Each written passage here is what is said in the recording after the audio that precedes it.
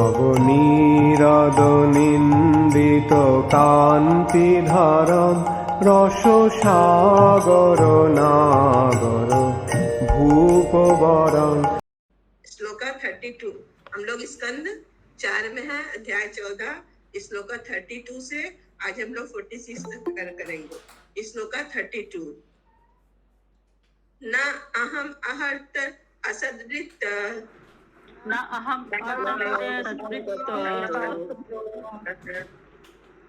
नरदेवा रासनम यो अधियज्ञपतिं विष्णु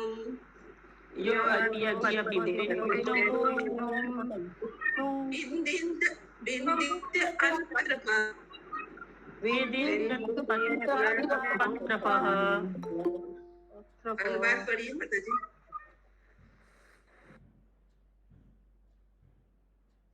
पढ़िए इंद्रावती माता जी, पढ़िए अनुवाद। हरे कृष्ण। ऋषियों ने आगे कहा, यह पवित्र तथा दम्भी व्यक्ति सिंहासन पर बैठने हेतु सर्वदा अयोग्य है। यह इतना निर्लज्ज है कि इसने पूर्ण पुरुषोत्तम भगवान श्री विष्णु का भी अपमान करने का दुस्साहस किया है। तात्पर्य किसी को भगवान श्री विष्णु अथवा उनके भक्तों के प्रति अपमान या निंदा को कभी सहन नहीं करना चाहिए। भक्त समानता भद्र एवं विनम्र होता है और किसी से झगड़ा करने से कतराता है, ना ही वह किसी से ईर्ष्या करता है। और किंतु शुद्ध भक्त जब यह देखता है कि भगवान श्री विष्णु या उनके भक्तों का अपमान हो रहा तो वह उग्र हो जाता है। यह भक्त का कर्तव्य है। यदि भक्त विनम्रता एवं भद्रता बनाए रखता है, किंतु यह उसके लिए सबसे बड़ा दोष है यदि भगवान या उनके भक्तों के अपमान होने पर वह शांत रहता। हरे कृष्ण। हरे कृष्णा। रेखा माता जी बोलिए, क्या क्वेश्चन है? हैंड रेस कौन किया है?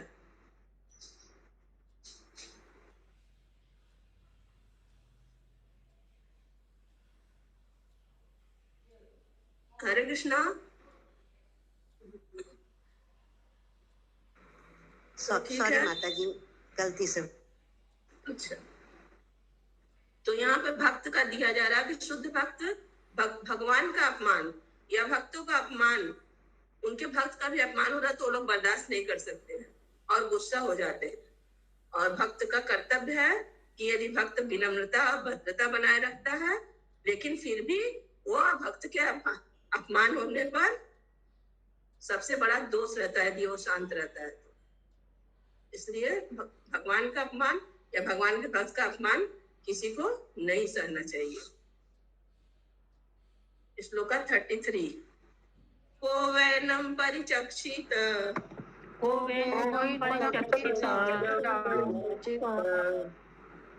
बेनम एकमृते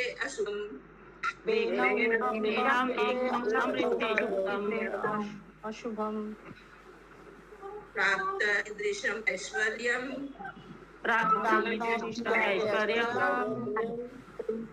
यत अनुग्रह भाजन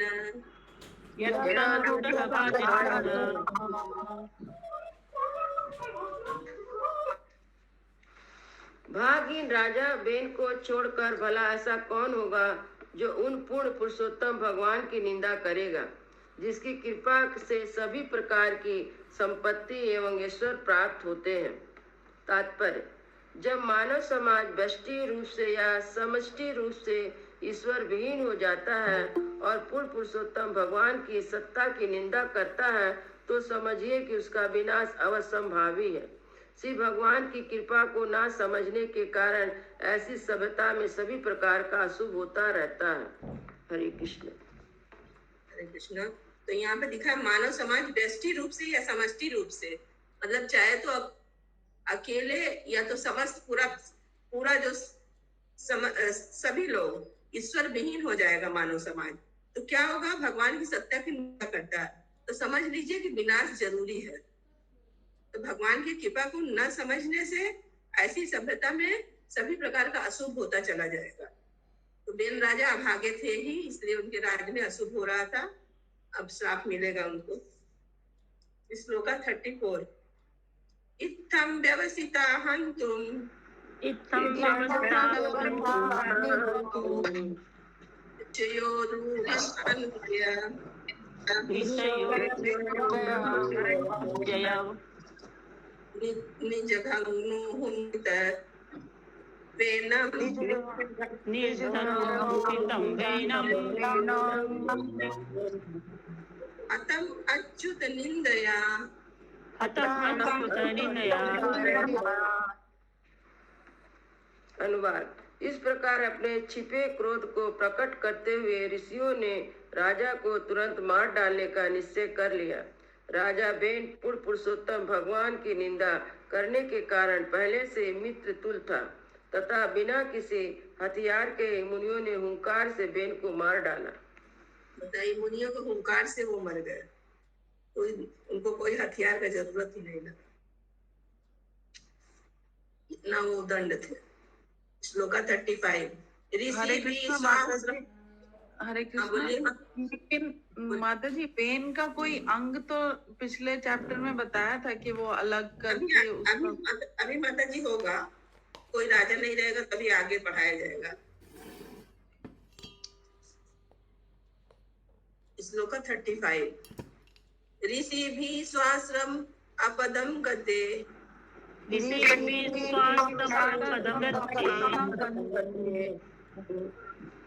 गते पुत्र कलेवरम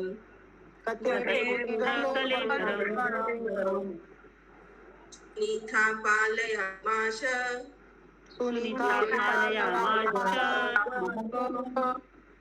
विद्या योगेन शोचति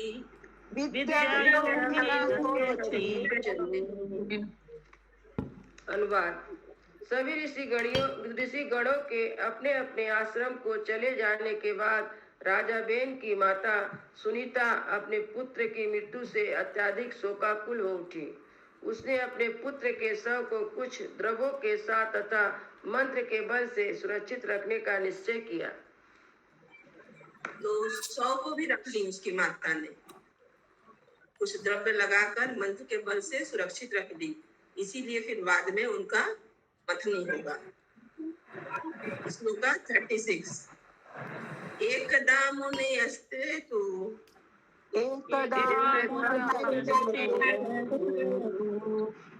सरस्वते सलिला प्लुता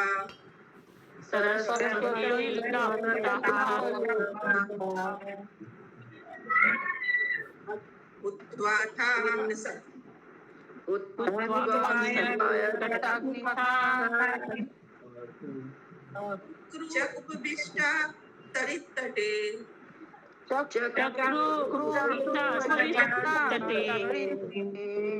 अनुवाद। एक बार एक ही ऋषि सरस्वती नदी में स्नान करके यज्ञाग्नि में आहुति डालने का अपना नित्य कर्म कर रहे थे। इसके पश्चात नदी के तट पर बैठकर वे दिव्य पुरुष तथा उनकी लीलाओं के विषय में चर्चा करने लगे। हरे कृष्ण। हरे कृष्ण। 37।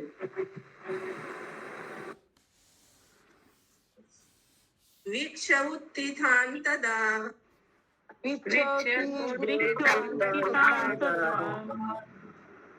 उत्पातान् अहुलोक भयंकरान्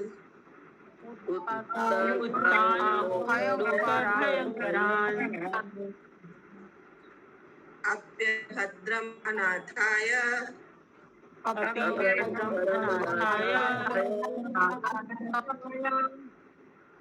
दस्युभ्यर्णा भक्तेर्भुवा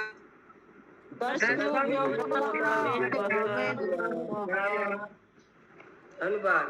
उन दिनों देश में अनेक उपद्रव हो रहे थे जिससे समाज में आतंक उत्पन्न हो रहा था।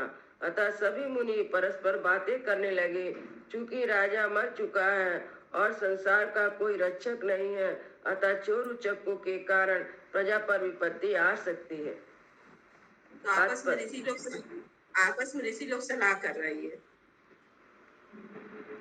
जब भी राज्य में उपद्रव होता है या आतंक छा जाता है तो नागरिकों की संपत्ति तथा उनका जीवन असुरक्षित हो जाता है।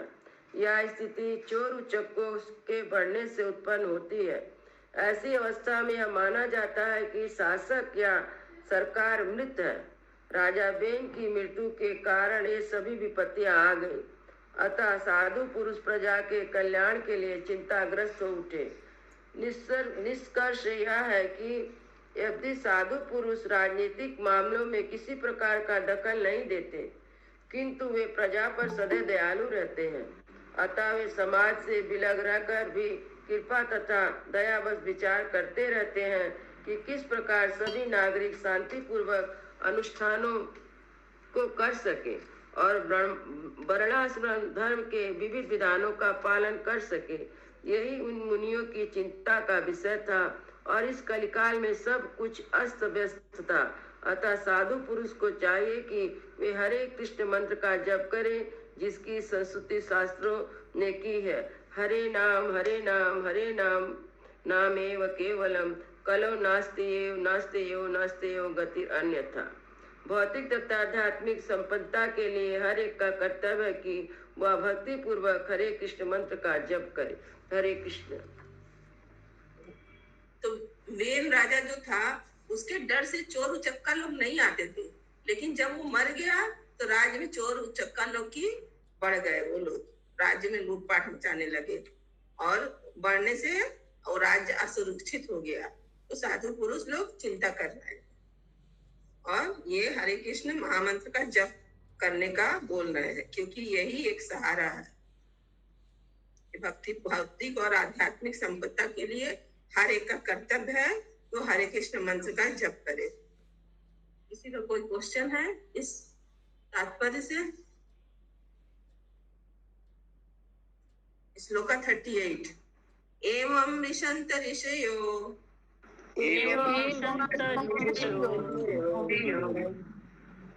धावतां सर्वतो दिशम्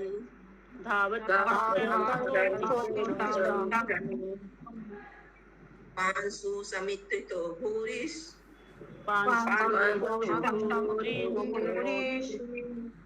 चोरानाम् अभिलुप्यताम्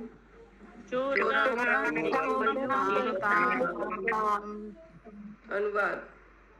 जब ऋषिगण इस प्रकार विचार विमर्श कर रहे थे तो उन्होंने चारों दिशाओं से धूल की आंधी उड़ती देखी। यह आंधी उन चोर उचक्कों के दौड़ भाग से उत्पन्न हुई थी जो नागरिकों को लूट रहे थे। तात्पर्य। चोर उचक्के सदा इस ताक में रहते हैं कि कब राजनीतिक उथल पुथल हो और वे जनता को लूटने का अवसर पाए। अतः इन चोर उचक्कों को उनके धंधे में निष्क्रिय बनाए रखने हेतु सशक्त सरकार सदैव आवश्यक है।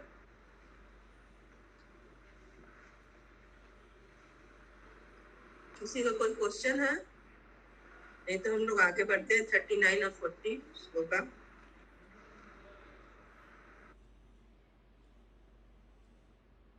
सशक्त सरकार की जरूरत है। अब देखिए सशक्त सरकार कैसे मिलेगी। तत् उपद्रव आज्ञाय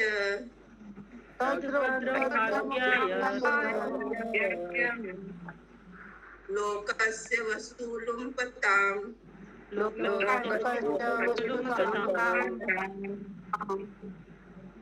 तरी उपरते तस्मिन्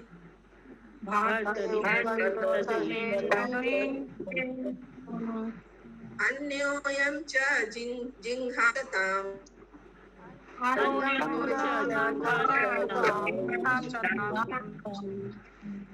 चोरप्रायं जनपदम्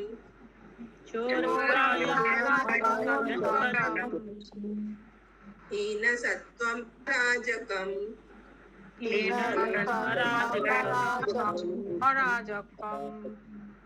लोकान् न अवारयन् शक्ता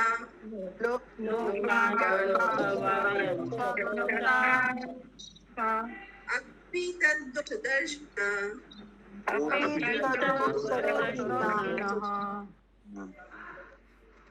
अनुवाद। उस आदि को देखकर साधु पुरुषों ने समझ लिया कि राजा बेन की मृत्यु के कारण अत्यधिक अव्यवस्था फैल गई है। बिना सरकार के राज कानून तथा व्यवस्था से विहीन हो जाता है। फलतः इस घातक चोर उचक्कों का प्राबल्य हो उठा।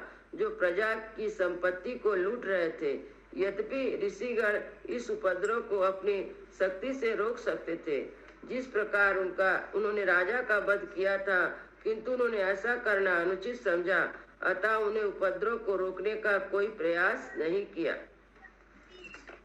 तात्पर्य: ऋषियों तथा मुनियों ने आपातकाल उपस्थित होने से राजा बेन का तो वध कर दिया, किंतु उन्होंने मृत्यु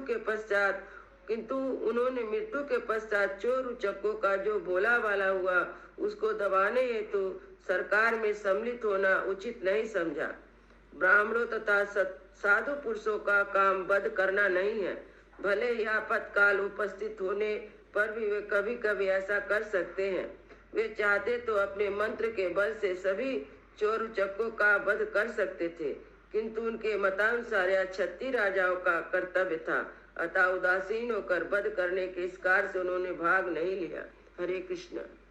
राजा वेन को जैसे मार डाले थे, वैसे वो ऋषि लोग चाहते थे सारे चोर उचक्का को भी मार सकते थे, लेकिन उन्होंने ऐसा नहीं किया, क्योंकि वध करना क्षत्रिय का कर्तव्य है, राज चलाने हुए, और ब्राह्मण का कर्तव्य ये नहीं है, इसलिए ब्राह्मणों ने ये कार्य नहीं किया।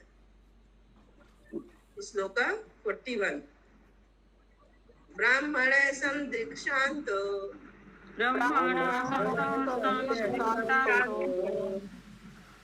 दीनानां संवेक्षक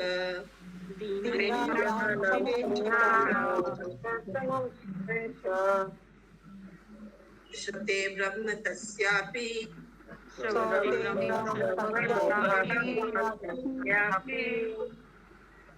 भाण्डात् भय यथा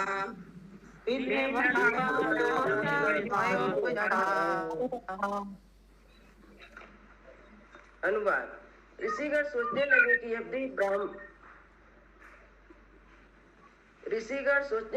यदि ब्राह्मण शांत और समदर्शी होने के कारण निष्पक्ष होता है, तो भी उनका कर्तव्य है कि वह दीन मनुष्यों की उपेक्षा ना करे।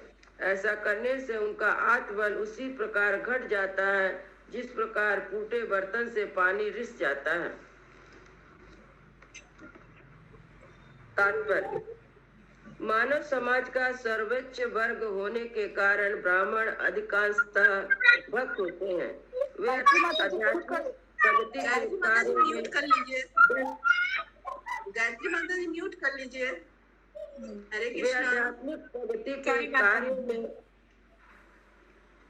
व्यस्त रहने के कारण तात्पर्य फिर से बड़ी माता जी। तात्पर्य: मानव समाज का सर्वोच्च वर्ग होने के कारण ब्राह्मण अधिकांशतः भक्त होते हैं। वे आध्यात्मिक प्रगति के कार्य में व्यस्त रहने के कारण सामान्यतः इस भौतिक जगत में होने वाली घटनाओं से अनजान रहते हैं।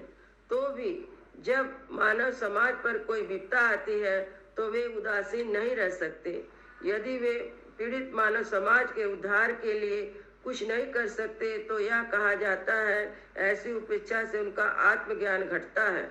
यदि लगभग सभी ऋषि मुनि अपने व्यक्तिगत लाभ के लिए हिमालय जाते हैं, किंतु प्रहलाद महाराज ने कहा कि वे अकेले मुक्ति नहीं चाहते थे। उन्होंने जब तक प्रतीक्षा करने का संकल्प किया तब तक कि संसार के सारे पतित आत्मा मुक्त ना हो जाए।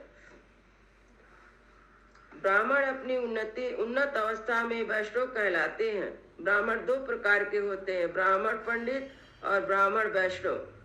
योग ब्राह्मण निसंदेह अत्यंत विद्वान होता है, किंतु जब उसका ज्ञान पूर्ण पुरुषोत्तम भगवान को समझने की दिशा में अग्रसर होता तो वह ब्राह्मण वैष्णव बन जाता है, और जब तक मनुष्य वैष्णव नहीं बन जाता तब तक ब्राह्मण संस्कृति में उसकी सिद्धि अधूरी रहती है। उन साधु पुरुषों ने बहुत ही सोच विचार करके देखा कि अपनी राजा बेन अत्यंत पापी था, किंतु वह ध्रुव महाराज के वंश से उत्पन्न हुआ था, अतः इस कुल के वीर का संरक्षण भगवान केशव ही कर सकेंगे। अतः साधु पुरुषों की इस स्थिति से निपटने हेतु कुछ कदम उठाने चाहे। राजा के अभाव में सभी इस अस्त व्यस्त हो चुका था। हरे कृष्ण। हरे कृष्णा।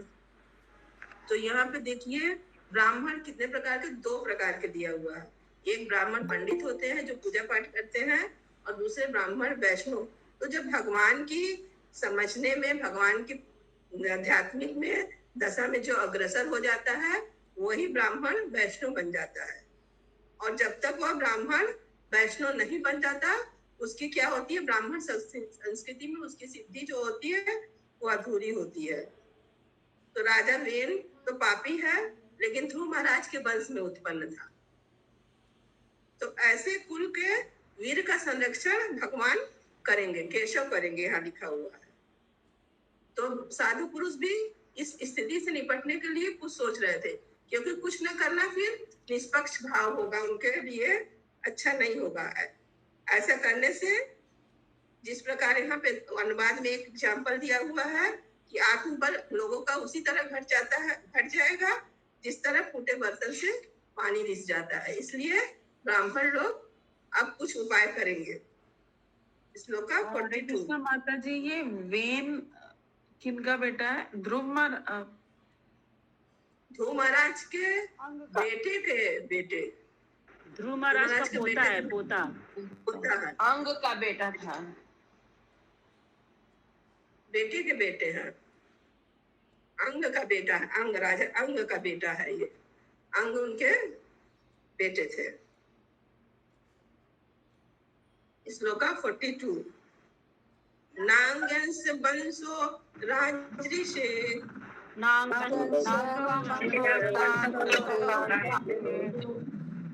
ऐसे संस्थातुम अर्हति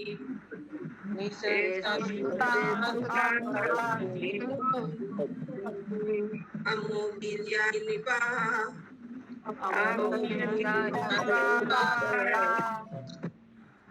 वंदे केशव आश्रयः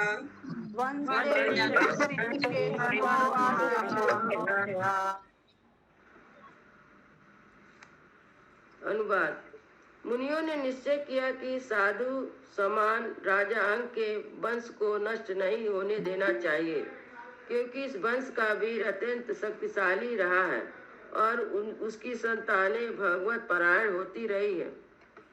तात्पर्य: वंश क्रम की शुद्धता अमोघ वीर कहलाती है। दुजों तथा विशेष रूप से ब्राह्मणों में, क्षत्रियों में तथा वैश्यों में वीर परंपरा को शुद्ध बनाए रखने हेतु गर्भधान संस्कार से लेकर जितने भी संस्कार हैं उनका पालन किया जाना चाहिए। यदि शुद्धता विधि का कठोरता से पालन नहीं किया जाता तो विशेषतः ब्राह्मणों द्वारा जो वंशज अशुद्ध होते जाते हैं और धीरे धीरे उस वंश में पाप कर्म दृष्टिगोचर होने लगते हैं। महाराज अंग अत्यंत शुद्ध थे, क्योंकि महाराज ध्रुव के वंश का वीर शुद्ध था, किंतु उनका वीर साक्षात मृत्यु की पुत्री अपनी पत्नी सुनीता के संसर्ग से दूषित हो चुका था।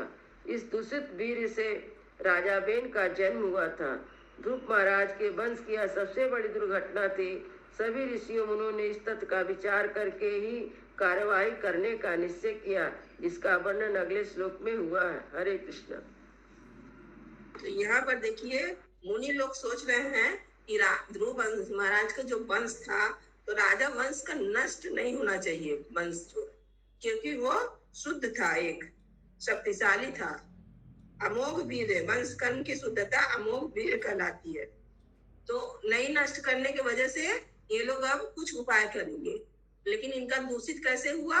क्योंकि वो मित्र की पत्नी से उनका जन्म हुआ था, बेन राजा का, इसलिए दूषित हो गया था उनका। तो आगे अभी हम लोग देखिए, जिसका वर्णन अगले श्लोक में होगा, क्या करते हैं। हरे कृष्ण। माता जी, यहाँ पे मृत्यु की पत्नी क्यों बोला गया? मृत्यु की पत्नी थी उनकी नाम माता, वेन राजा की पत्नी थी जो वेन राजा की माता जो थी, अंग राजा की पत्नी, वो मृत्यु की पुत्री थी।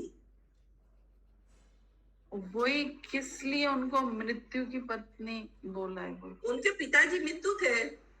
अच्छा, ओके ओके। 43 विनिश्चित एव ऋषय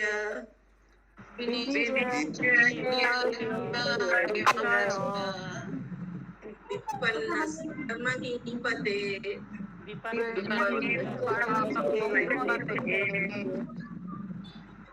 मन्मथु दर्शा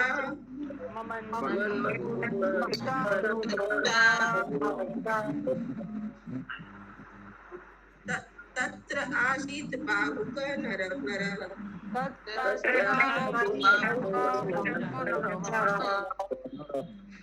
अनुवाद। इस निश्चय के बाद साधु पुरुषों तथा मुनियों ने राजा बेन के मृत शरीर की जांघों का अत्यंत शक्ति पूर्वक तथा एक विशेष विधि से मंथन किया। इस मंथन के फलस्वरूप राजा बेन के शरीर से एक बौने जैसा व्यक्ति उत्पन्न हुआ। तो राजा बेन का शरीर जो है उनकी माता ने नष्ट नहीं करी थी, दवा से और मंत्र के बल से, द्रव्य लगाकर और मंत्र के बल से रखी थी। तो इसीलिए उनके जाग का ये ऋषि और मुनि ने मंथन किए, तो एक बौने जैसा व्यक्ति हुआ। तात्पर्य पढ़िए। तात्पर्य, राजा बेन की जांघ के मंथन से एक व्यक्ति का उत्पन्न होना यह बताता है कि आत्मा व्यष्टि है और शरीर से पृथक रहता है। ऋषि तथा मुनि राजा बेन के मृत शरीर से एक दूसरा व्यक्ति उत्पन्न कर सके, किंतु वे मृत राजा को जीवित नहीं कर सके। राजा बेन का निधन हो चुका था और उसने निश्चय ही दूसरा शरीर ग्रहण कर लिया था। साधु पुरुषों तथा मुनियों को बेन के शरीर से ही सरोकार था, क्योंकि वह महाराज ध्रुव की वंश परंपरा में था। अतः जिन अवयवों से दूसरा शरीर उत्पन्न किया जा सके वे राजा बेन के मृत शरीर में विद्यमान थे। जब मृत शरीर की दोनों जांघों को विशेष विधि से मथा गया तो एक दूसरा शरीर उत्पन्न हो गया। यदि बेन का शरीर मृत था, किंतु उसकी माता ने उसे मंत्रों तथा औषधियों से सुरक्षित कर रखा था। फलतः नवीन शरीर उत्पन्न करने हेतु समस्त अवयव उपस्थित थे। अतः जब राजा बेन के मृत शरीर से बाहुक नामक व्यक्ति का शरीर प्रकट हुआ तो वह बहुत आश्चर्यजनक न था। यह तो केवल इसे प्राप्त करने की विधि जानने का प्रश्न था। यह शरीर के वीर से दूसरा शरीर उत्पन्न होता है। इसमें आत्मा के आश्रय लेने से जीवन के लक्षण दिखाई देते हैं। कोई यह ना सोचे कि महाराज बेन के मृत शरीर से दूसरा शरीर उत्पन्न करना असंभव था। मुनियों ने अत्यंत कौशल से यह कार्य संपन्न किया। हरे कृष्ण। हरे कृष्ण। तो ये समझ में आया ये तात्पर्य सभी को? क्योंकि देखिए उसका शरीर से तो आत्मा निकल के चला गया था और उसका जन्म हो चुका था, तो लेकिन उसका शरीर से मंथन किया गया तो एक और शरीर निकला। तो ये असंभव नहीं है, क्योंकि मनुष्य के शरीर के वीर से ही तो एक शरीर का जन्म होता है। तो ये जो जन्म हुआ और ये जो एक वीर से दूसरा शरीर उत्पन्न होता है और आत्मा के निवास करने से कारण ही जीवन के लक्षण उसमें दिखाई देने लगते हैं। तो कोई आश्चर्य का बात ये नहीं है, उसके शरीर के मथने से एक अन्य शरीर हो गया उत्पन्न। किसी को नहीं समझ में आया तो पूछ सकता कोई क्वेश्चन। हरे कृष्ण माता जी। তাৎপর্যের একদম লাস্টের লাইনটা আরেকবার বলুন না। ওই মহারাজ বেনের মৃতদেহ থেকে ওইটা ওই ওই যেটা বোঝাচ্ছিলেন সেটা আরেকবার रिपीट करते तो एक शरीर के वीर से ही दूसरा शरीर उत्पन्न होता है तो इसी फिर उसमें आत्मा आता है। जब शरीर हो जाता तो तभी तो आत्मा आता है। तो आत्मा आने से ही तो जीवन का लक्षण दिखाई देता है। तो इस तरह उसके शरीर को जब मथा गया तो फिर एक दूसरा शरीर आ गया। तो इसमें आश्चर्य की बात नहीं है, क्योंकि वो तो उसका आत्मा तो चला गया था, दूसरे जगह जन्म ले चुका था। ठीक है, समझ में आ गया? आत्मा का प्रवेश हुआ। माता जी बोल रहे दो व्यक्ति उत्पन्न हुआ क्या? एक तो बौना, एक बाहु। बौना बाहु मतलब ही तो बौना हुआ। उसमें आत्मा कहाँ से आएगा? अब आगे पता है उसका नाम जो था बाहुक रखाएगा। माता जी बेन का शरीर से तो आत्मा निकल चुका था, तो बाहु के शरीर में तो आत्मा ही आया था ना, तो वो आत्मा क्या कहाँ से आया? नहीं, दूसरा आत्मा उसमें आया, वो आत्मा निकल के चला गया, दूसरा जन्म ले लिया और उसके शरीर को मथा गया, तो दूसरा शरीर जो पैदा हुआ उसमें दूसरा आत्मा आया। ठीक है 44 श्लोका। क्योंकि ऐसे ही तो होता है जन्म, किसी भी मनुष्य का जन्म तो इसी तरह होता है ना, वीर आता है, मनुष्य के शरीर के वीर से आता है, फिर उसके बाद क्या कहा जाता है कि जन्म होता है, फिर आत्मा आता है उसके गर्भ में। ये तो माता जी बताया गया जो आजकल साइंस के माध्यम से हो रहा है, जीन वाला, जीन प्रोसेस करके, हालांकि उसमें आत्मा जीव नहीं आता है लेकिन शरीर तैयार हो जाता है, तो उसी तरह यहाँ भी बताया गया।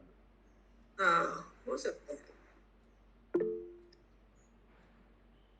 श्लोका 44। का कृष्णो अतिश्वर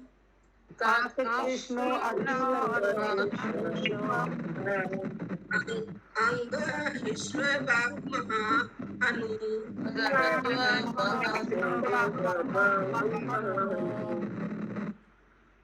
हर्षपात निम्न नासग्र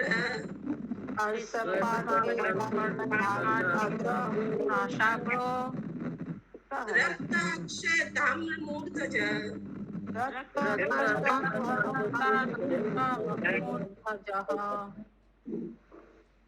अनुवाद।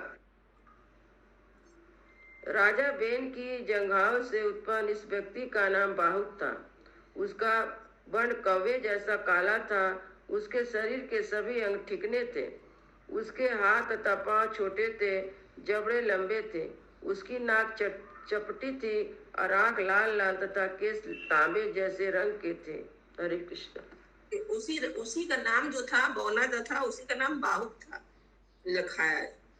और सूरत जो थी एकदम कौवा जैसा काली थी। श्लोका 45। तम तू ते अवनतम दीनम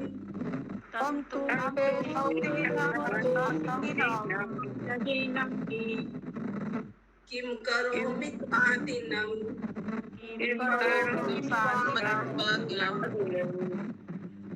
निशीथित पुंसत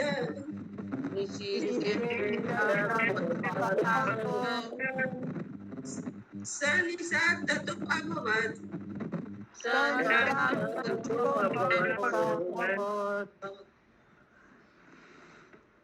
अनुवाद। वह अत्यंत विनम्र था और अपना जन्म होते ही उसने विनीत होकर पूछा, महाशय मैं क्या करूं? ऋषियों ने कहा, बैठ जाओ। निशीथ। इस प्रकार निषाद जाति का जनक निषाद उत्पन्न हुआ। तात्पर्य।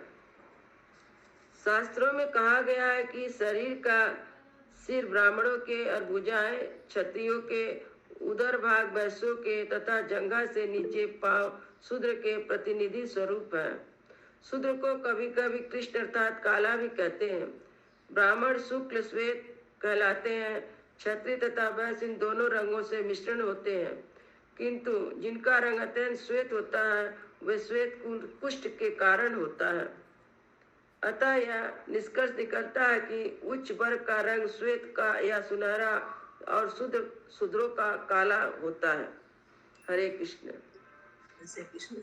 तो यहाँ पर वो जो बच्चा था जन्म हुआ तो बिना न था वो, तो पूछा क्या करो, तो ऋषि लोग कहे बैठ जाओ। बैठ जाओ मतलब निषाद, निषीद मतलब बैठ जाओ। इस तरह एक जात का जन्म हुआ। कौन सा जात? निषाद। निषाद जात का जन्म हुआ। तो निषाद जात के जन्म में यहाँ पे लिखा हुआ है, शरीर के सिरोभाग ब्राह्मणों की भुजाएं, सिरोभाग से ब्राह्मण लोग होते हैं, भुजाओं से क्षत्रिय, उदर भाग से वैश्य, जंघा से पांव से शूद्रों के प्रतिनिधि स्वरूप है। तो शूद्रों को कभी कभी कृष्ण अथवा काला भी कहते हैं। तो उच्च वर्ग का जो होता है रंग वे श्वेत ज्यादा सुनहरा होता है, लेकिन शूद्रों का रंग यहाँ पे काला लिखा हुआ है अभी। लेकिन आजकल तो ऐसा संभव नहीं है, जो सभी में सभी रंग होता है। शूद्र भी ब्राह्मण भी सभी काले हो सकते हैं, क्योंकि आजकल ब्राह्मण भी ब्राह्मण कहाँ रह गए। किसी का कोई क्वेश्चन है इस तात्पर्य से?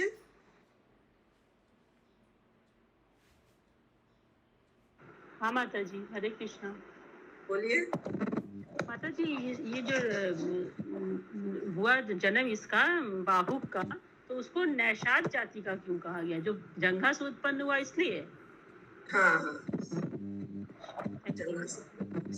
क्योंकि पैर से ना थोड़ा नीचे जात के लोग जन्म लेते हैं ना, इसलिए।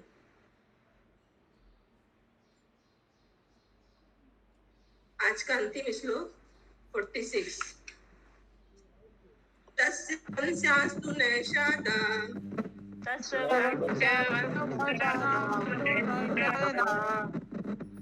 गिरिकानन गोचराः इन अर्हत् जायमान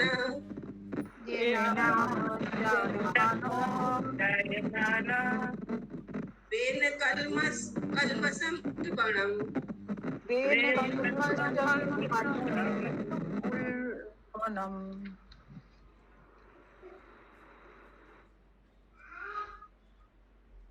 माता जी म्यूट में है। अनुवाद। जन्म होते ही उसने निषाद ने राजा बेन के समस्त पाप पूर्ण कृत्यों के फलों को स्वयं धारण कर लिया। इसलिए वह निषाद जाति सदैव पाप पूर्ण कृत्यों में यथा चोरी, डाका तथा शिकार में लगी रहती है। फलतः इन पर्वतों तथा जंगलों में रहने दिया जाता है। तो निषाद जात के लोग कैसे होते हैं? चोरी डाका शिकार में लगे रहते हैं। तो वेन का जो पैदा हुआ, तो वेन के समस्त पाप पूर्ण जो कृत्य था उसका फल धारण कर लिए। अब ये सब फल कैसे दूर होगा हम लोग पढ़ेंगे नेक्स्ट चैप्टर में। तात्पर्य पढ़िए। तात्पर्य। नैषादों को नगरों तथा कस्बों में नहीं रहने दिया जाता, क्योंकि ये स्वभाव से पापी होते हैं। फलतः उनके शरीर कुरूप होते हैं और इनके पेशे भी पापमय होते हैं। लेकिन हमें यह ज्ञात होना चाहिए कि इन पापी मनुष्यों, कभी कभी इन्हें किरात भी कहा जाता है, का भी शुद्ध भक्त की कृपा से उद्धार किया जा सकता है और सर्वोच्च वैष्णव पद को प्राप्त कर लेते हैं। श्री भगवान की दिव्य प्रेमा भक्ति से चाहे कोई कितना ही पापी क्यों ना हो, श्री भगवान के धाम जाने का पात्र बन जाता है। उसे केवल भक्ति योग द्वारा समस्त कलमश से मुक्त होना होता है। इस प्रकार प्रत्येक व्यक्ति श्री भगवान के धाम जाने का पात्र बन सकता है। श्री भगवान ने स्वयं श्रीमद् भागवत गीता 9.32 में इसकी पुष्टि की है। मामि पात व्यापश्रित्या यो यपि सुई पापी यो न स्त्रियो वैश्या तथा शूद्रो ते अपि यान्ति पराम गतिम। हे पार्थ, मेरी शरण में आकर तो पाप योनि वाले स्त्री, वैश्य और शूद्र भी परम गति को प्राप्त होते हैं। इस प्रकार श्रीमद् भागवतम के चतुर्स्कंध के अंतर्गत राजा बेन की कथा नामक 14वें अध्याय के भक्ति वेदांत तात्पर्य पूर्ण हुए। हरे कृष्ण। हरे कृष्णा। श्रीमद् ग्रंथ भागवतम की जय। श्रील प्रभुपाद की जय।